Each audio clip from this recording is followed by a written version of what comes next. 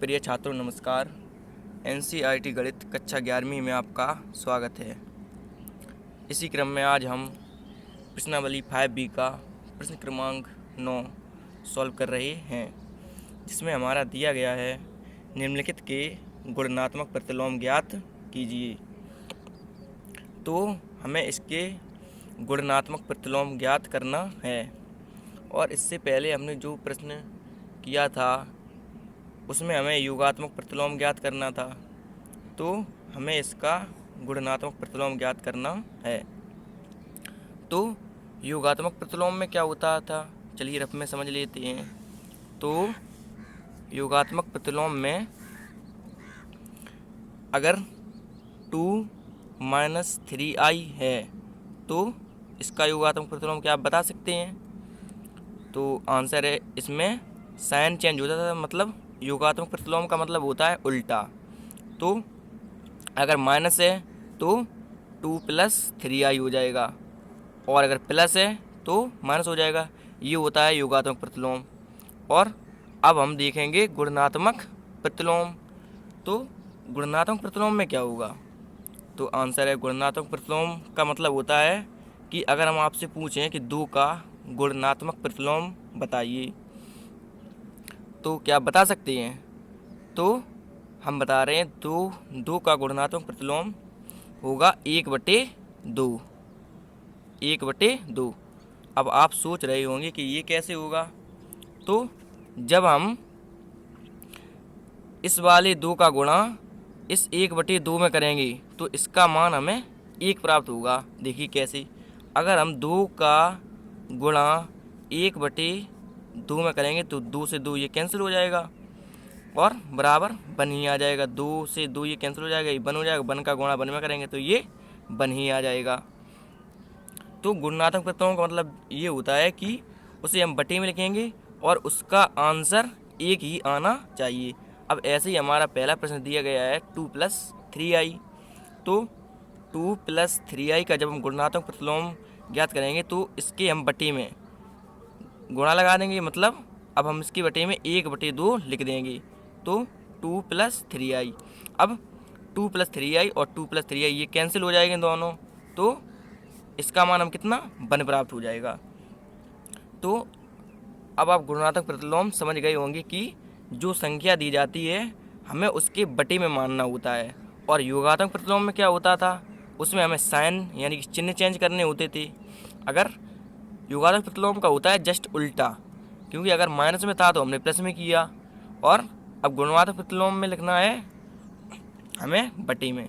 गुणात्मक प्रतिलोम में हम लोगों को बटे में लिखना होता है और योगात्मक प्रतिलोम में हम लोगों को साइन चेंज करना होता है। तो चलिए अब इसे सॉल्व करते हैं। तो अब हमारा पहला दिया गया है 2 + 3i। तो बिल्कुल ही आसान है, बस आपको ध्यान से देखते रहना है। तो 2 + 3i, तो सबसे पहले आपको हल लिख लेना है। उसके बाद 2 + 3i का गुणात्मक प्रतिलोम क्या होगा? तो आंसर है 1/2 होगा, मतलब 1 के बटे में 2 + 3i हो जाएगा, क्योंकि इसे हम 1 के बटे में मान लेंगे। देखिए कैसे, तो हम लिखेंगे, हमने सबसे पहले हल लिख लिया, उसके बाद 2 + 3i। अब लिखेंगे 2 + 3i का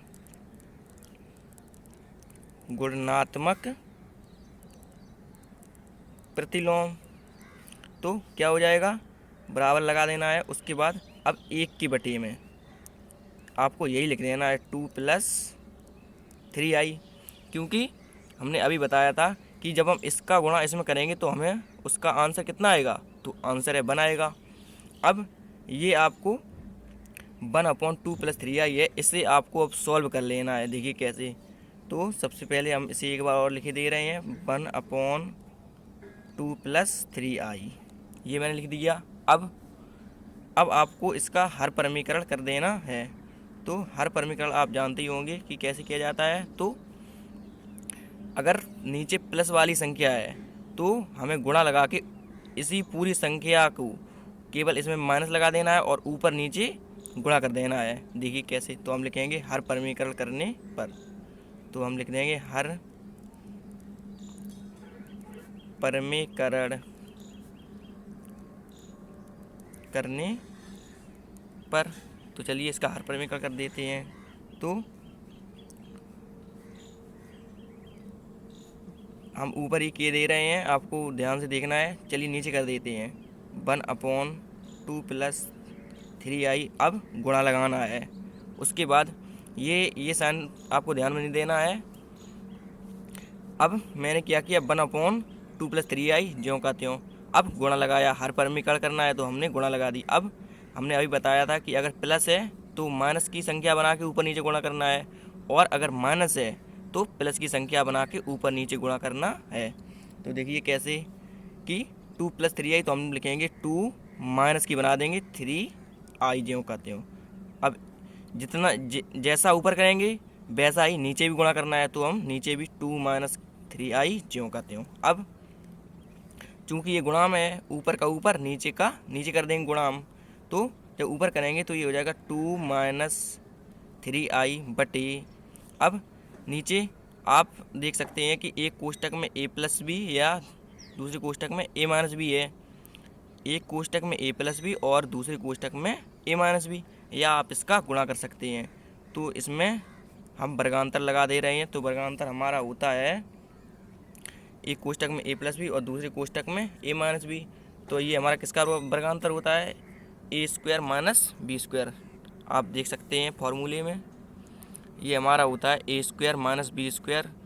पहले कोष्टक में a-b और दूसरे कोष्टक में a+b, और गुणा लगा है तो ये यहाँ पे जब कोई भी साइन नहीं लगा होता तो यहाँ गुणा तो होता ही है, आप जानते ही हैं।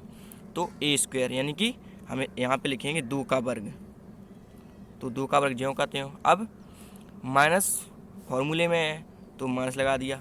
अब b वर्ग, तो 20 में क्या है 3i, तो 3i का होल वर्ग हो जाएगा। अब बराबर लगा है, बराबर लगा दीजिए। अब आपको ध्यान से देखना है, बराबर लगा है, मैंने बराबर लगा दिया। उसके बाद अब 2 - 3i ऊपर है ज्यों का त्यों लिख दिया। अब 2 का वर्ग कितना होता है, 4 होता है, और माइनस ज्यों का त्यों। 3 का वर्ग 9, और i का वर्ग हो जाएगा i²। अब बराबर लगा है, आपको बराबर लगा देना। उसके बाद 2 - 3i ज्यों का त्यों, ये ऊपर लिखा था मैंने ज्यों का त्यों लिख दिया। अब 4 ज्यों का त्यों। अब माइनस ज्यों का त्यों 9, और आई वर्ग का मान हम लोग जानते हैं कितना होता है, तो आंसर है -1। अब बराबर लगा है, आपको बराबर लगा देना है। उसके बाद आपको ध्यान से देखना है, तो ये हमारा अब 2 - 3i ज्यों का त्यों, 2 - 3i ज्यों का त्यों, 4 ज्यों का त्यों। अब माइनस का जब हम इस माइनस का अंदर गुणा करेंगे तो ये माइनस माइनस ये हो जाएगा प्लस, और 9 का इसमें करेंगे तो ये हो जाएगा 9। अब आपको ध्यान से देखना है कि ये हमारा बराबर ज्यों का त्यों, 2 ऊपर वाला माइनस ये है माइनस ज्यों का त्यों, और 3i ज्यों का त्यों। 9 और 4 ये हो जाएंगे 13। अब इसे हमें a+ib के रूप का बना देना है। तो 2/13, इसे हम अलग अलग बटे में लिख देंगे। तो ये 2/13, और ये माइनस ज्यों का त्यों, और 3/13, और i। आप देख सकते हैं अलग अलग मैंने बटे में बना दिया। 2/13 माइनस ये वाला माइनस ज्यों का त्यों, और 3/13, और i ज्यों का त्यों। अब ये हमारा a+ib के रूप का हो गया है, क्योंकि हम जानते हैं a यानी कि हमारा जो वास्तविक भाग जिसमें i नहीं होता है, और b जिसमें i होता है, वो हमारा होता है काल्पनिक भाग। आप यहाँ पे माइनस भी लगा सकते हैं और प्लस भी लगा सकते हैं। मतलब ये नहीं कि अगर ये माइनस में है तो ये सम्मिश्र संख्या नहीं है, ये भी हमारी सम्मिश्र संख्या है। a+ib एक संकेत होता है, मतलब बताने के लिए कि a+ib होना चाहिए। अगर यहाँ पे माइनस है तो वो भी हमारा राइट आंसर होता है।